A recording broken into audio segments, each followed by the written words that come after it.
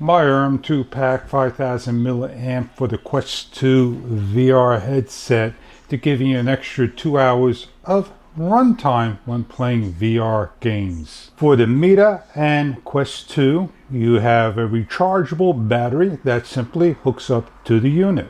Supply a USB port, 5 volt 2 amps. You have 4 blue LED lights and the unit will plug in and simply turn on and off you go.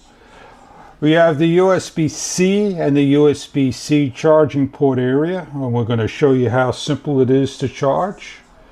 You plug in your USB-C and you plug it into a USB outlet.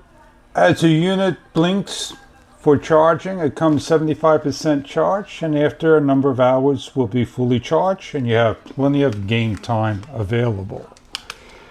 It's made of nice plastic. It's got a nice design that will contour to the headset. It doesn't weigh a lot. On and off button. The off would turn off in a number of seconds. I hope you enjoy your Bohemian. It comes with the user manual. It's very easy to hook up. 5 volt 2 amps would take a number of hours to charge for 2 to 4 hours of runtime additional to your VR headset. I hope you enjoy your product if this is right for you to extend your runtime.